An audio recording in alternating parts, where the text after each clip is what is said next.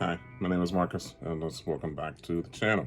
Unless you've been living under a rock, if you follow any kind of Walt Disney World or Disney Parks news, you would know that the news reports came in that this kid somehow got free on Tiana's Bayou Adventure and jumped at the very top of the 50-foot plunge and fell down the water slope, the final portion of the ride, not in Disney World, but in Disneyland. Okay. So before I even get started reacting to this footage, the kid is okay. No major injuries. I'm sure he got a nasty bump, some bumps and bruises along the way down, but as far as I am aware, he is okay. So let's go ahead, let's get into this beautiful bean footage here. Sheesh. Okay, so it just hops around, man. He's already off. So it looks like the cell phone, looks like it's a recording of somebody else's cell phone. Thank TMZ for this footage. Golly, dude. I mean, then they put it in slow motion too. Oh, that's fantastic. Bro, how did he even get free? Why did he stand up? So my first question is, was he ever even secured in the ride in the first place? How did he even get free? But I tell you what, I'll take this standpoint first of all. Of all the rides that Disney makes sure that you're secured in, like Tron, Space Mountain, Star Tours, Pirates of the Caribbean, Haunted Mansion, they always, most of the rides take due diligence to ensure that you're secured in there. I feel like Tiana's Bayou Adventure is kind of that ride where you pull the little restraint down once you get in the flume log, but there's no one there to kind of test it to make sure that you're secured in there. I will say that it may have been a mishap on Disney's part. Out of all of the attractions that you get secured in, Disney World specifically, I don't frequent Disneyland as often as I do Disney World, but essentially it's the same attraction. And Tiana's Bayou Adventure is just one of those random attractions where, they kind of count on you to secure yourself in, and then it's like an overseer that kind of looks down and makes sure that the bar is over top of you, but they're not coming down and lifting up on it to make sure that you're secured in there. And I guess that's what happened to showcase that the kid was not secured in there. He tumbles down too. I guess the crazy part for me is why specifically at this point of the ride when he was at the very top did he decide to jump out of there? Because there's no way that somehow he hit a bump and he just fell out. It's just not that type of ride. It's you're going up, and it's as soon as he got to the top and it's about to go down, that's when he's up and he's falling out of the flume ride. So there's no way he accidentally, if he was sitting down, he would have fallen out. He had to have stood up and actively jumped out of the ride to fall out of it and tumble down like that. It doesn't make any sense. It's blowing my mind.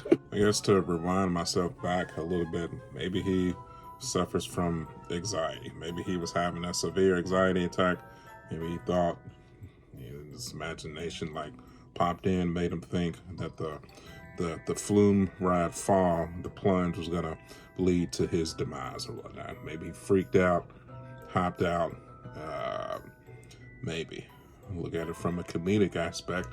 You think, even if he was having an anxiety attack, do you think maybe you'd be more safer if you would have maintained yourself inside of the secured ride vehicle instead of hopping out and exposing yourself to all of the elements of the attraction? Maybe I'm crazy. Listen, we've all been 13 before. I feel like there was a lot of complex decisions that I had to make when I was a 13-year-old boy. Listen, it's at the end of the day, it's a child. But I feel like, who am I quoting? Dave Chappelle. It's how old is 13 really? Isn't that old enough to know that I should probably not do this? Maybe I'm crazy. Maybe I'm being a little harsh.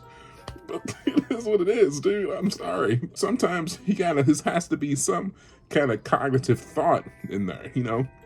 It's almost like, you know, from a Disney perspective, if you're old enough to get on the ride by yourself, then you're expected to be old enough to act in a mature fashion, to not stand up listen at any point during the ride, especially not at the peak of the most dangerous part of the ride. Definitely don't stand up during that part. I mean, tell me I'm wrong. Tell me I'm wrong, dude. Here's the funny part too. I bet when, like, after all the smoke cleared and Disney was asking him, like, what happened? I bet the kid is gonna be like, oh no, I fell out. Oh, is that what happened? Really? How about that? Somehow you just it bumped you. You just flew right on out of there, huh? Yeah, who knows? I don't know. I know that's what he's gonna say. If I was 13, that's what I would say. I don't know. I just fail. I fail. Tell me I'm wrong. And I've accepted. I'm sure there's gonna be somebody in the comments where, I mean, it's not funny. It's a child. He could have been killed. It's not funny, you bastard. It's a little funny. But I'm going to end it right there before anybody gets their panties in a bunch. Like I stated at the beginning of the video, the kid is okay. He's sitting home, he's probably eating Cheerios, chilling, got some ice on his bruises. He's okay. God, if he was not okay, obviously I would not be making this video. Just saying. With that, that's a wrap, man. So if you appreciated the video, know to hit that like button.